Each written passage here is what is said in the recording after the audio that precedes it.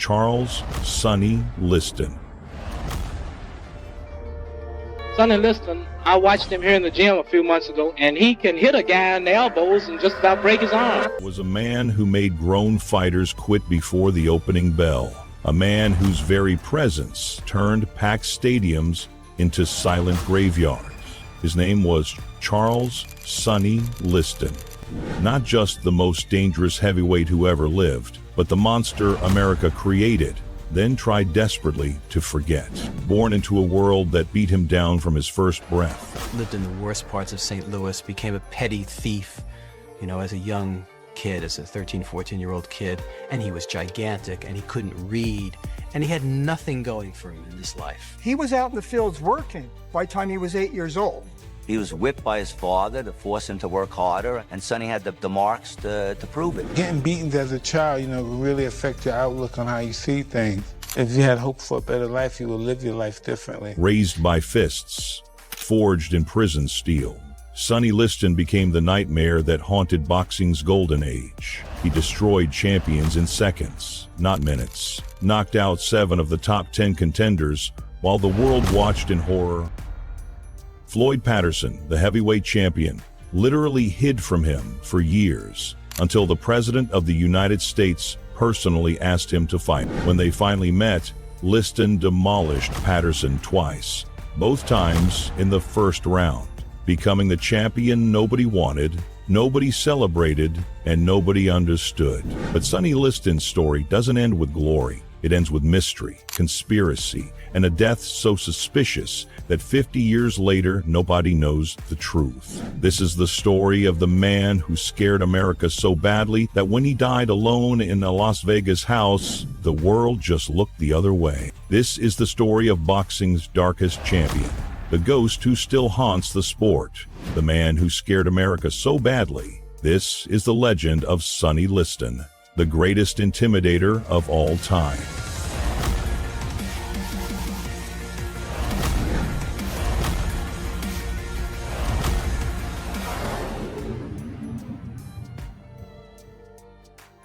The exact date Charles Sonny Liston was born remains one of boxing's greatest mysteries. Most records list May 8, 1932, but the truth is, nobody really knows, not even Sonny. He was the 24th of 25 children born to a sharecropping family in the cotton fields of Arkansas, where birth certificates were a luxury and survival the only priority. His father, Tobe Liston, was a 6'5" mountain of rage who worked his children like livestock and beat them like enemies. Before he broke faces, Sonny broke soil with his bare hands. By age 8, he was picking cotton beside grown men, his fingers shredded by thorns, his back bent under the weight of poverty and sun. The belt came down often, but Sonny never cried.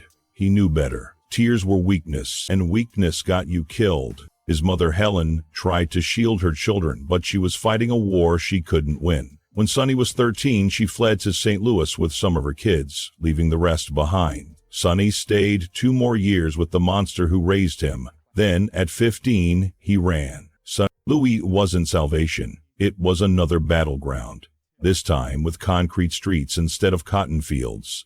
Sonny was illiterate, furious, and built like a man. And the only currency those streets respected was violence. Armed robbery, assault, muggings. The cops knew his name. The courts gave him a number. By 1950, at 18, he was sentenced to 5 years in the Missouri State Penitentiary for armed robbery. For most, prison is the end of the road. For Sonny Liston, it was the ford. Inside Jefferson City Penitentiary, he found something he'd never known: structure. Father Alois Stevens, the Catholic chaplain who ran the prison boxing program, saw more than size and silence in Sonny. He saw control. The other inmates gave him space. They said he'd cracked concrete walls with his fists. When Stevens first watched Sonny hit the heavy bag, it wasn't just power. It was something colder, calculated, refined. Stories spread fast. His jab felt like a blackjack. He broke ribs in sparring during his first week. Inmates made excuses not to face him twice. But what impressed Stevens wasn't just the violence. It was the mind behind it. Sonny understood spacing, timing, rhythm. He He saw patterns. He set traps. He didn't just fight. He dismantled. Prison had hardened his body, but boxing sharpened something deeper. And when Sonny Liston walked out of those gates in 1952, he wasn't a broken inmate with a record. He was a weapon, molded by suffering, tempered by silence, and finally aimed at the world. The men waiting for Sonny outside the prison gates weren't social workers or family. They were Frankie Carbo and Blinky Palermo, two names that made even hardened criminals nervous. Carbo was a small, well-dressed man who spoke softly but carried the full weight of the underworld behind every word. Palermo was the enforcer, a man who settled disputes with brass knuckles and baseball bats. Together, they ran professional boxing from the shadows, deciding who fought, who won, and who got paid. They'd heard whispers about the quiet giant terrorizing sparring partners inside Jefferson City, and now they wanted to own him. Sonny didn't need the details. He understood the deal. They'd make him rich, then famous, in that order. In return, he'd do what he was told. No questions, no independence, no choices. For a man who'd never controlled anything in his life, it seemed fair. What he didn't realize was that he was trading one prison for another, this one made of contracts, threats, and blood money. His professional debut came on September 2, 1953, in St. Louis. His opponent, Don Smith, was a journeyman who thought he was in for an easy payday against some ex-con nobody. The fight lasted one round. One punch, actually. Sonny's jab, not even his right hand, caught Smith flush on the jaw. The man crumpled like he'd been shot. The crowd fell silent. This wasn't boxing. This was execution. The referee didn't even bother counting. Smith was unconscious before he hit the canvas and couldn't remember his own name for 10 minutes. Word spread like wildfire. There was a new killer in the heavyweight division, and he wasn't interested in points or decisions. Fight after fight, Sonny dismantled opponents with cold precision. His reach stretched 84 inches, longer than most men stand tall. His fists measured 15 inches around, sledgehammers wrapped in leather. But it wasn't just the tools, it was the mind behind them. He studied fighters like a predator stalks prey, finding weaknesses, measuring angles, waiting for the perfect moment to strike. The destruction was systematic, merciless. Cleveland Williams, one of the hardest punchers in the division, folded from a single body shot. Zora Fali, slick, skilled, and respected, was knocked unconscious by a left hook that sounded like a baseball bat hitting a watermelon. Wayne Bethea walked in with a perfect smile and left spitting blood and 7 shattered teeth after 69 seconds of violence. Between 1950 and 1960, Sonny Liston knocked out 7 of the top 10 heavyweight contenders, while the boxing world watched in stunned silence. But with each victory came a darker reputation. The press didn't write about his jab or footwork. They wrote about his arrest record. They didn't study his timing. They studied his mob ties. Every interview felt like an interrogation. Every photo shoot looked like a police lineup. He was the only heavyweight who scared people more outside the ring than inside it. Cities refused to license his fights. Promoters avoided him. Fighters found creative ways to stay out of his path. Even his success became a cage. Floyd Patterson, the reigning heavyweight champion, had avoided Liston for years. Patterson was everything Sonny wasn't. Articulate, educated, media-trained. He was boxing's golden boy, the American ideal in gloves. Sonny was the opposite, the feared, the felon, the face in the shadows. But by 1962, Patterson had run out of excuses. The public demanded the fight, and according to boxing lore, President Kennedy himself asked Patterson to accept it. America needed its clean-cut champion to defeat the monster lurking on the sport's doorstep. September 25, 1962, Comiskey Park, Chicago. As Sonny walked into the arena, the boos rained down. Not playful, not theatrical, but raw, guttural hatred from the belly of America. Patterson entered, to thunderous applause, carrying the hopes of a country desperate to believe in its hero. The fight lasted 2 minutes and 6 seconds. One left hook from Sonny. Patterson hit the canvas like a marionette with its strings cut. He tried to rise, but his legs betrayed him. The count reached 10. It was over. Sonny Liston was the heavyweight champion of the world, and the arena was silent. No confetti, no cheers, no celebration, just the echo of boos, long, bitter, and unending.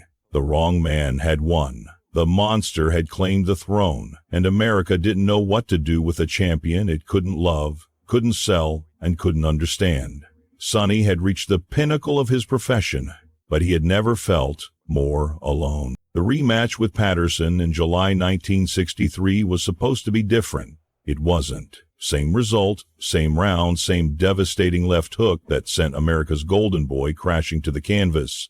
But this time, something had changed in Sonny's eyes. The fire was dimming. The hunger was fading. He was the undisputed heavyweight champion of the world, and it felt like a death sentence. Every interview was another interrogation about his criminal past. Every public appearance came with side eyes and stiff silence. He was the champion nobody wanted to claim. The monster boxing had created, but couldn't control. Then came the loudmouth from Louisville. Cassius Clay was everything Sonny wasn't. Young, fast, beautiful, eloquent, and absolutely fearless. While others spoke of Liston in whispers, Clay screamed his name from rooftops. He called him a big ugly bear and vowed to float like a butterfly and sting like a bee. The 22-year-old challenger seemed like the only man in America who wasn't afraid of Sonny Liston. If anything, he seemed to enjoy taunting the monster. The psychological warfare began long before the opening bell. Clay would show up at Sonny's house at 2 a.m, honking his horn and yelling insults. He followed him to restaurants, gyms, anywhere he could, loud, relentless, and theatrical. Most men would have snapped. Sonny didn't. He was almost amused.